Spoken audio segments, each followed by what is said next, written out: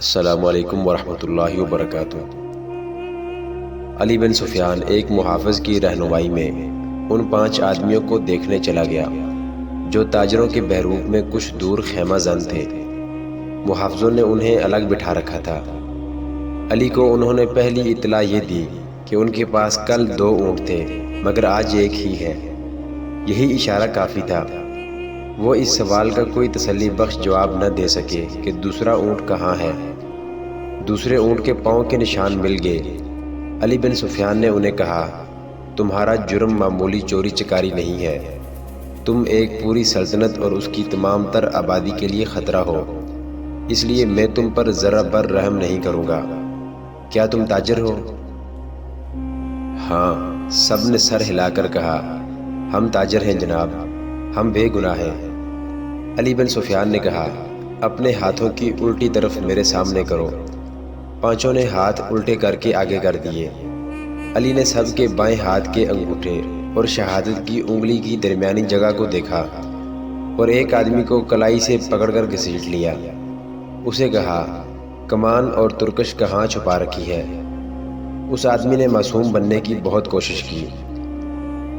علی نے سلطان ایوبی کے ایک محافظ کو اپنے پاس بلا کر اس کے بائیں ہاتھ کی الٹی طرف اسے دکھائی۔ اس کے انگوٹھے کی الٹی طرف اس جگہ جہاں انگوٹھا ہتھیلی کے ساتھ ملتا ہے، یعنی جہاں جوڑ ہوتا ہے، وہاں ایک نشان تھا۔ ایسا نشان اس آدمی کے انگوٹھے کے جوڑ پر بھی تھا۔ علی نے اسے اپنے محافظ کے متعلق بتایا کہ یہ سلطان کا بہترین تیر انداز ہے اور یہ نشان اس کا ثبوت ہے کہ یہ تیر انداز ہے۔ اس کے انگوٹھے کی الٹی طرف ایک مدم سا نشان تھا، جیسے وہاں بار بار کوئی چیز رگڑی جاتی رہی ہو۔ یہ تیروں کی رگڑ کے نشان تھے۔ تیر دائیں ہاتھ سے پکڑا جاتا ہے، کمان بائیں ہاتھ سے پکڑی جاتی ہے۔ تیر کا اگلا حصہ بائیں ہاتھ کے انگوٹھے پر ہوتا ہے اور جب تیر کمان سے نکلتا ہے تو انگوٹھے پر رگڑ کھایا جاتا ہے۔ ایسا نشان ہر ایک تیر انداز کے ہاتھ پر ہوتا ہے۔ علی بن سفیان نے اسے کہا، ان 5 میں تم اکیلے تیر انداز ہو، کمان اور ترکش کہاں ہے؟ 5 چپ رہے۔ علی نے ان 5 میں سے ایک کو پکڑ کر محافظوں سے کہا، اس کو اس درخت کے ساتھ باندھ دو۔ اسے کھجور کے درخت کے ساتھ کھڑا کر کے باندھ دیا گیا۔ علی نے اپنے تیر انداز کے کان میں کچھ کہا۔ تیر انداز نے کندھے سے کمان اتار کر اس میں تیر رکھا اور درخت سے بندھے ہوئے آدمی کا نشانہ لے کر تیر چھوڑا۔ تیر اس آدمی کی دائیں آنکھ میں اتر گیا، وہ تڑپنے لگا۔ علی نے باقی 4 سے کہا، تم میں کتنے ہیں جو صلیب کی خاطر اس طرح تڑپ تڑپ کر جان دینے کو تیار ہیں؟ اس کی طرف دیکھو۔ انہوں نے دیکھا، وہ آدمی چیخ رہا تھا، تڑپ رہا تھا، اس کی آنکھ سے خون بری طرح بہہ رہا تھا۔ میں تم سے وعدہ کرتا ہوں، علی بن سفیان نے کہا، کہ باعزت طریقے سے تم سب کو سمندر پار بھیج دوں گا۔ دوسرے اونٹ پر کون گیا ہے؟ کہاں گیا ہے؟ تمہارا اپنا ایک کماندار ہمارا ایک اونٹ ہم سے چھین کر لے گیا ہے، ایک آدمی نے کہا، اور ایک لڑکی بھی، علی بن سفیان نے کہا۔ تھوڑی ہی دیر بعد علی بن سفیان کے فن نے ان سے اعتراف کروا لیا کہ وہ کون ہے اور کیا ہے، مگر انہوں نے یہ جھوٹ بولا کہ لڑکی رات خیمے سے بھاگ گئی تھی اور اس نے بتایا کہ صلاح الدین ایوبی نے رات اسے اپنے خیمے میں رکھا تھا۔ اس نے شراب پی رکھی تھی اور لڑکی کو بھی پلائی تھی، اور لڑکی گھبراہٹ اور خوف کے عالم میں آئی تھی۔ اس کے تعاقب میں فخر المصری نام کا ایک کماندار آیا اور اس نے جب لڑکی کی باتیں سنی تو اسے ہمارے اونٹ پر بٹھا کر زبردستی لے گیا۔ انہوں نے وہ تمام بہتان علی بن سفیان کو سنائے جو لڑکی نے سلطان ایوبی پر لگائے تھے۔ علی نے مسکرا کر کہا، تم 5 تربیت یافتہ عسکری اور تیر انداز، اور ایک آدمی تم سے لڑکی بھی لے گیا اور اونٹ بھی۔ اس نے انہی کی نشاندہی پر زمین میں دبائی ہوئی کمان اور ترکش بھی نکلوا لی۔ ان 4 کو خیمہ گاہ میں بھجوا دیا گیا۔ 5واں آدمی تڑپ تڑپ کر مر چکا تھا۔ اونٹ کے پاؤں کے نشان صاف نظر آ رہے تھے۔ علی بن سفیان نے نہایت سرعت سے 10 سوار بلائے اور انہیں اپنی کمان میں لے کر اس طرف روانہ ہو گیا جدھر اونٹ گیا تھا، مگر اونٹ کی روانگی اور اس کے تعاقب میں علی بن سفیان کی روانگی میں 14-15 گھنٹوں کا فرق تھا۔ اونٹ تیز تھا اور اسے آرام کی بھی زیادہ ضرورت نہیں تھی۔ اونٹ پانی اور خوراک کے بغیر 6-7 دن تر و تازہ رہ سکتا ہے۔ اس کے مقابلے میں گھوڑوں کو راستے میں کئی بار آرام، پانی اور خوراک کی ضرورت تھی۔ ان عناصر نے تعاقب ناکام بنا دیا۔ اونٹ نے 14-15 گھنٹوں کا فرق پورا نہ ہونے دیا۔ فخر المصری نے تعاقب کے پیش نظر قیام بہت کم کیا تھا، اور علی بن سفیان کو راستے میں صرف ایک چیز ملی، یہ ایک تھیلا تھا۔ اس نے رک کر تھیلا اٹھایا، کھول کر دیکھا، اس میں کھانے پینے کی چیزیں تھیں۔ اسی تھیلے میں ایک اور تھیلا تھا، اس میں بھی وہی چیزیں تھیں۔ علی بن سفیان کے سونگنے کی تیز حس نے اسے بتا دیا کہ ان اشیاء میں حشیش ملی ہوئی ہے۔ راستے میں اسے 2 جگہ ایسے آثار ملے تھے جن سے پتہ چلتا تھا کہ یہاں اونٹ رکا ہے اور سوار یہاں بیٹھے ہیں۔ کھجوروں کی گٹھلیاں، پھلوں کے بیج اور چھلکے بھی بکھرے ہوئے تھے۔ تھیلے نے اسے شک میں ڈال دیا۔ اس کے ذہن میں یہ شک نہ آیا کہ فخر المصری کو حشیش کے نشے میں لڑکی اپنے محافظ کے طور پر ساتھ لے جا رہی ہے۔ تاہم اس نے تھیلا اپنے پاس رکھا، مگر تھیلے کی تلاشی اور قیام نے وقت ضائع کر دیا تھا۔ فخر المصری اور موبی منزل پر نہ بھی پہنچتے اور راستے میں پکڑے بھی جاتے تو کوئی فرق نہ پڑتا۔ سوڈانی لشکر میں ناجی، اوروش اور ان کے ساتھی جو زہر پھیلا چکے تھے وہ اثر کر گیا تھا۔ فاطمی خلافت کے وہ فوجی سربراہ جو برائے نام جرنیل اور دراصل حاکم بنے ہوئے تھے، سلطان صلاح الدین ایوبی کو ایک ناکام امیر اور بیکار حاکم ثابت کرنا چاہتے تھے۔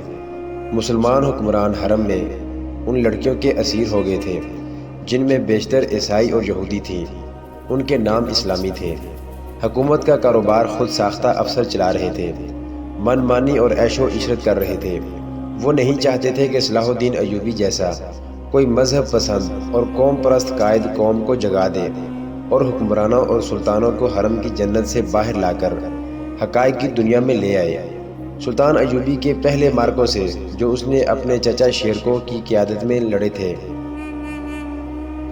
یہ لوگ جان چکے تھے کہ اگر یہ شخص اقتدار میں آ گیا تو اسلامی سلطنت کو مذہب اور اخلاقیات کی پابندیوں میں جکڑے گا۔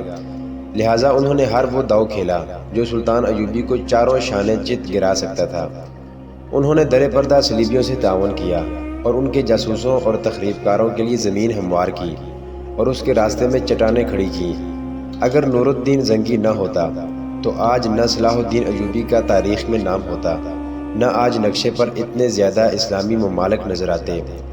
نور الدین زنگی نے ذرا سے اشارے پر بھی سلطان ایوبی کو کمک اور مدد بھیجی۔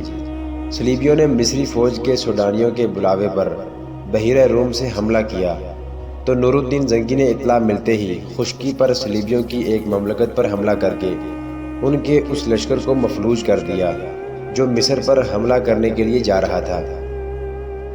یہ تو سلطان ایوبی کا نظام جاسوسی ایسا تھا کہ اس نے صلیبیوں کا بیڑا غرق کر دیا۔ اب علی بن سفیان نے زنگی کی طرف برق رفتار قاصد یہ خبر دینے کے لیے دوڑا دیے تھے کہ سوڈانیوں کی بغاوت کا خطرہ ہے اور ہماری فوج کم بھی ہے، 2 حصوں میں بٹ بھی گئی ہے۔ قاصد پہنچ گئے تھے اور نور الدین زنگی نے خاصی فوج کو مصر کی طرف کوچ کا حکم دے دیا تھا۔ بعض مورخین نے اس فوج کی تعداد 2000 سوار اور پیادہ لکھی ہے اور کچھ اس سے زیادہ بتاتے ہیں۔ بہرحال زنگی نے اپنی مشکلات اور ضروریات کی پرواہ نہ کرتے ہوئے سلطان ایوبی کی مشکلات اور ضروریات کو اہمیت اور اولیت دی، مگر اس کی فوج کو پہنچنے کے لیے بہت دن درکار تھے۔ مسلمان نام نہاد فوجی اور دیگر سرکردہ شخصیتوں نے دیکھا کہ مصر میں سلطان ایوبی کے خلاف بے اطمینانی اور بغاوت پھوٹ رہی ہے تو انہوں نے اسے ہوا دی۔ در پردہ سوڈانیوں کو اکسایا اور اپنے مخبروں کے ذریعے یہ بھی معلوم کر لیا کہ سوڈانیوں کے سالاروں کو مروا کر خفیہ طریقے سے دفن کر دیا گیا ہے۔ سوڈانی لشکر کے کم رتبے والے کماندار سالار بن گئے اور صلاح الدین ایوبی کی اس قلیل فوج پر حملہ کرنے کے منصوبے بنانے لگے جو مصر میں مقیم تھی۔ وہ سلطان ایوبی کی آدھی فوج اور سلطان کی دارالحکومت سے غیر حاضری سے فائدہ اٹھانا چاہتے تھے۔ منصوبہ ایسا تھا جس کے تحت 50,000 سوڈانی فوج سیاہ گٹا کی طرح مصر کے آسمان سے اسلام کے چاند کو روپوش کرنے والی تھی۔ علی بن سفیان قاہرہ پہنچ گیا۔ وہ جن کے تعاقب میں گیا تھا ان کا اس سے آگے کوئی سراغ نہیں مل رہا تھا۔ اس نے اپنے ان جاسوسوں کو بلایا جو اس نے سوڈانی ہیڈ کوارٹر اور فوج میں چھوڑ رکھے تھے۔ ان میں سے ایک نے بتایا کہ گزشتہ رات ایک اونٹ آیا تھا، اندھیرے میں جو کچھ نظر آ سکا وہ 2 سوار تھے، ایک عورت اور ایک مرد۔ جاسوس نے یہ بھی بتایا کہ وہ کون سی عمارت میں داخل ہوئے تھے۔ علی بن سفیان کو یہ اختیار حاصل تھا کہ وہ وہاں چھاپا مارتا۔ سوڈانی فوج سلطنت اسلامیہ کی فوج تھی، کوئی آزاد فوج نہیں تھی، مگر علی نے اس خدشے کے پیش نظر چھاپا نہ مارا کہ یہ جلتی پر تیل کا کام کرے گا۔ اس کا مقصد صرف یہ نہیں تھا کہ موبی اور فخر المصری کو گرفتار کرنا ہے، بلکہ اصل مقصد یہ تھا کہ سوڈانی قیادت کے عزائم اور آئندہ منصوبے معلوم کیے جائیں تاکہ پیش بندی کی جا سکے۔ اس نے اپنے جاسوسوں کو نئی ہدایات جاری کی۔ جاسوسوں میں غیر مسلم لڑکیاں بھی تھیں جو عیسائی یا یہودی نہیں تھیں۔ یہ کعبہ خانوں کی بڑی ذہین اور تیز ترار لڑکیاں تھیں، مگر علی بن سفیان نے ان پر کبھی 100% بھروسہ نہیں کیا تھا، کیونکہ وہ دوغلا کھیل بھی کھیل سکتی تھیں۔ ان لڑکیوں سے بھی اس لڑکی موبی کا سراغ نہ مل سکا جس کے تعاقب میں علی آیا تھا۔ 4 روز علی بن سفیان دارالحکومت سے باہر مارا مارا پھرتا رہا۔ اس کا دائرہ کار سوڈانی فوجی قیادت کے ارد گرد کا علاقہ تھا۔ 5ویں رات وہ باہر کھلے آسمان تلے بیٹھا اپنے 2 جاسوسوں سے رپورٹ لے رہا تھا۔ اس کے تمام آدمیوں کو معلوم ہوتا تھا کہ کس وقت وہ کہاں ہوتا ہے۔ اس کے گروہ کا ایک آدمی کو ساتھ لیے اس کے پاس آیا اور کہا، یہ اپنا نام فخر المصری بتاتا ہے، جھاڑیوں میں ڈگمگاتا گرتا اور اٹھتا تھا۔ میں نے اس سے بات کی تو کہنے لگا کہ مجھے میری فوج تک پہنچا دو، اس سے اچھی طرح بولا بھی نہیں جاتا۔ اس دوران فخر المصری بیٹھ گیا تھا۔ تم وہی کماندار ہو جو محاذ سے ایک لڑکی کے ساتھ بھاگے ہو؟ علی بن سفیان نے اس سے پوچھا۔ میں سلطان کی فوج کا بگھوڑا ہوں، فخر نے ہکلاتی لڑکھڑاتی زبان میں کہا۔ سزائے موت کا حقدار ہوں، لیکن میری پوری بات سن لیں ورنہ تم سب کو سزائے موت ملے گی۔ علی بن سفیان اس کے لب و لہجے سے سمجھ گیا کہ یہ شخص نشے میں ہے یا نشے کی طلب نے اس کا یہ حال کر رکھا ہے۔ وہ اسے اپنے دفتر میں لے گیا اور اسے وہ تھیلا دکھایا جو اسے راستے میں پڑا ملا تھا۔ پوچھا، یہ تھیلا تمہارا ہے اور تم اس سے یہ چیزیں کھاتے رہے ہو؟ ہاں، فخر المصری نے جواب دیا، وہ مجھے اسی سے کھلاتی تھی۔ اس کے سامنے وہ تھیلا بھی پڑا تھا جو تھیلے کے اندر سے نکلا تھا۔ علی نے اس میں سے چیزیں نکال کر سامنے رکھ لی تھیں۔ فخر نے یہ چیزیں دیکھی تو جھپٹ کر مٹھائی کی قسم کا ایک ٹکڑا اٹھا لیا۔ علی نے جھپٹ کر اس کے ہاتھ پر اپنا ہاتھ رکھ دیا۔ فخر نے بے تابی سے کہا، خدا کے لیے مجھے یہ کھانے دو، میری جان اور روح اسی میں ہے۔ مگر علی نے اس سے وہ ٹکڑا چھین لیا اور اسے کہا، مجھے ساری واردات سناؤ، پھر یہ ساری چیزیں اٹھا لینا۔ فخر المصری نڈھال اور بے جان ہوا جا رہا تھا۔ علی بن سفیان نے اسے ایک سفوف کھلا دیا جو حشیش کا توڑ تھا۔ فخر نے اسے تمام تر واقعہ سنا دیا کہ وہ کیمپ سے لڑکی کے تعاقب میں کس طرح گیا تھا۔ تاجروں نے اسے قہوہ پلایا تھا جس کے اثر سے وہ کسی اور ہی دنیا میں جا پہنچا تھا۔ تاجروں یعنی صلیبی جاسوسوں نے اس سے جو باتیں کی تھی وہ بھی اس نے بتائی، اور پھر لڑکی کے ساتھ اس نے اونٹ پر جو سفر کیا تھا وہ اس طرح سنایا کہ وہ مسلسل چلتے رہے۔ اونٹ نے بڑی اچھی طرح ساتھ دیا۔ رات کو وہ تھوڑی دیر قیام کرتے تھے۔ لڑکی اسے کھانے کو دوسرے تھیلے میں سے چیزیں دیتی تھی۔ وہ اپنے آپ کو بادشاہ سمجھتا تھا۔ لڑکی نے اسے اپنی محبت کا یقین دلایا اور شادی کا وعدہ کیا تھا، اور شرط یہ رکھی تھی کہ وہ اسے سوڈانی کمانداروں کے پاس پہنچا دے۔ وہ راستے میں ہی لڑکی کو شادی کے بغیر بیوی بنانے کی کوشش کرتا رہا، لیکن لڑکی اسے اپنی باہوں میں لے کر پیار اور محبت سے ایسے ارادے اور خواہش کو مار دیتی۔ فخر نے محسوس تک نہ کیا کہ لڑکی اسے حشیش اور اپنے حسن و شباب کے قبضے میں لیے ہوئے ہے۔ تیسرے پڑاؤ میں جب انہوں نے کھانے پینے کے لیے اونٹ روکا تو تھیلا غائب پایا جو اونٹ کے دوڑنے سے کہیں گر پڑا تھا۔ لڑکی نے اسے کہا کہ واپس چل کر تھیلا ڈھونڈ لیتے ہیں، لیکن فخر المصری نے کہا کہ وہ بگھوڑا فوجی ہے، خدشہ ہے کہ اس کا تعاقب ہو رہا ہوگا۔ لڑکی ضد کرنے لگی کہ تھیلا ضرور ڈھونڈیں گے۔ فخر نے اسے یقین دلایا کہ بھوکا مرنے کا کوئی خطرہ نہیں، راستے میں کسی آبادی سے کچھ لے لیں گے۔ مگر لڑکی آبادی کے قریب جانا نہ چاہتی تھی اور کہتی تھی کہ واپس چلو۔ فخر المصری نے اسے زبردستی اونٹ پر بٹھا لیا اور اس کے پیچھے بیٹھ کر اونٹ کو اٹھایا اور دوڑا دیا۔ وہ سفر کی تیسری رات تھی۔ اگلی شام وہ شہر سے باہر سوڈانیوں کے ایک کماندار کے ہاں پہنچ گئے، مگر فخر المصری اپنے سر کے اندر ایسی بے چینی محسوس کرنے لگا جیسے کھوپڑی میں کیڑے رینگ رہے ہوں۔ آہستہ آہستہ وہ حقیقی دنیا میں آ گیا۔ وہ سمجھ نہ سکا کہ یہ حشیش نہ ملنے کا اثر ہے۔ اس کی تصوراتی بادشاہی اور ذہن میں بسائی ہوئی جنت تھیلے میں کہیں ریگزار میں گر گئی تھی۔ لڑکی نے اس کے سامنے کماندار کو صلیبیوں کا پیغام دیا اور اسے بغاوت پر اکسایا۔ فخر پاس بیٹھا سنتا رہا اور اس کے ذہن میں کیڑے بڑے ہو کر تیزی سے رینگنے لگے۔ نشہ اتر چکا تھا۔ اسے یاد آنے لگا کہ وہ محاذ سے بھاگ آیا ہے۔ لڑکی موبی کو یہی خوش فہمی ہوگی کہ فخر پر نشہ طاری ہے، چنانچہ اس نے بے خوف و خطر کماندار سے یہ بھی کہہ دیا کہ سلطان ایوبی اور علی بن سفیان کے درمیان یہ غلط فہمی پیدا کرنی ہے کہ وہ ظاہری طور پر نیک بنے پھرتے ہیں مگر عورت اور شراب کے دلدادہ ہیں۔ ان کی اس طویل گفتگو میں بغاوت کی باتیں بھی ہوئی۔ اس وقت تک فخر المصری پوری طرح بیدار ہو چکا تھا، لیکن سر کے اندر کی بے چینی اسے بہت پریشان کر رہی تھی۔ لڑکی نے کماندار سے کہا کہ اگر بغاوت کرنی ہے تو وقت ضائع نہ کریں، سلطان ایوبی محاذ پر ہے اور الجھا ہوا ہے۔ لڑکی نے یہ جھوٹ بولا کہ صلیبی 3-4 دنوں بعد دوسرا حملہ کرنے والے ہیں۔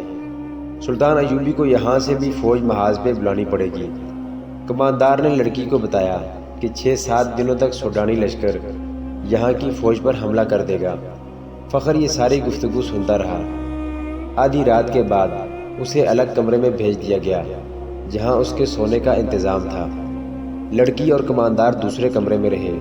درمیان میں دروازہ تھا جو بند کر دیا گیا۔ اسے نیند نہیں آ رہی تھی۔ اس نے دروازے کے ساتھ کان لگائے تو اسے ہنسی کی آوازیں سنائی دیں۔ پھر لڑکی کے یہ الفاظ سنائی دیے، اسے حشیش کے زور پر یہاں تک لائی ہوں اور اس کی محبوبہ بنی رہی ہوں۔ مجھے ایک محافظ کی ضرورت تھی۔ حشیش کا تھیلا راستے میں گر پڑا ہے، اگر صبح اسے ایک خوراک نہ ملی تو یہ پریشان کرے گا۔ اس کے بعد فخر نے دوسرے کمرے سے جو آوازیں سنی وہ اسے صاف بتا رہی تھی کہ شراب پی جا رہی ہے اور بدکاری ہو رہی ہے۔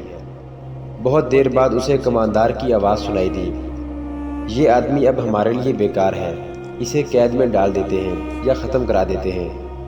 لڑکی نے اس کی تائید کی۔ فخر المصری پوری طرح بیدار ہو گیا اور وہاں سے نکل بھاگنے کی سوچنے لگا۔ رات کا پچھلا پہر تھا۔ وہ اس کمرے سے نکلا۔ اس کا دماغ ساتھ نہیں دے رہا تھا۔ کبھی تو دماغ صاف ہو جاتا مگر زیادہ دیر معوف رہتا۔ صبح کی روشنی پھیلنے تک وہ خطرے سے دور نکل گیا تھا۔ اسے اب دوہرے تعاقب کا خطرہ تھا۔ دونوں طرف اسے موت نظر آ رہی تھی۔ اپنی فوج کے ہاتھوں گرفتار ہو جاتا تو بھی مجرم تھا، اور اگر سوڈانی پکڑ لیتے تو فوراً قتل کر دیتے۔ وہ دن بھر فرعونوں کے کھنڈروں میں چھپا رہا۔ حشیش کی طلب، خوف اور غصہ اس کے جسم اور دماغ کو بیکار کر رہا تھا۔ رات تک وہ چلنے سے بھی معذور ہوا جا رہا تھا۔ پھر اسے یہ بھی احساس نہ رہا کہ دن ہے یا رات اور وہ کہاں ہے۔ اس کے دماغ میں یہ ارادہ بھی آیا کہ اس عیسائی لڑکی کو جا کر قتل کر دے۔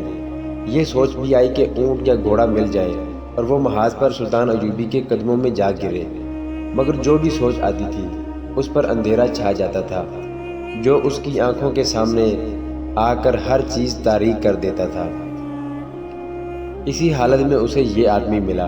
وہ چونکہ جاسوس تھا اس لیے تربیت کے مطابق اس نے فخر المصری کے ساتھ دوستی اور ہمدردی کی باتیں کی اور اسے علی بن سفیان کے پاس لے آیا۔ تصدیق ہو گئی کہ سوڈانی لشکر حملہ اور بغاوت کرے گا اور یہ کسی بھی لمحے ہو سکتا ہے۔ علی بن سفیان سوچ رہا تھا کہ مقامی کمانڈروں کو فوراً چکر نہ کرے اور سلطان ایوبی کو اطلاع دے، مگر وقت ضائع ہونے کا خطرہ تھا۔ اتنے میں اسے پیغام ملا کہ سلطان صلاح الدین ایوبی بلا رہے ہیں۔ وہ حیران ہو کر چل پڑا کہ سلطان کو تو وہ محاذ پر چھوڑ کر آیا تھا۔ وہ سلطان ایوبی سے ملا تو سلطان نے بتایا، مجھے اطلاع مل گئی تھی کہ ساحل پر صلیبی جاسوسوں کا ایک گروہ موجود ہے اور ان میں سے کچھ ادھر بھی آگے ہوں گے۔ محاذ پر میرا کوئی کام نہیں رہ گیا تھا۔ میں کمان اپنے رفیقوں کو دے کر یہاں آ گیا۔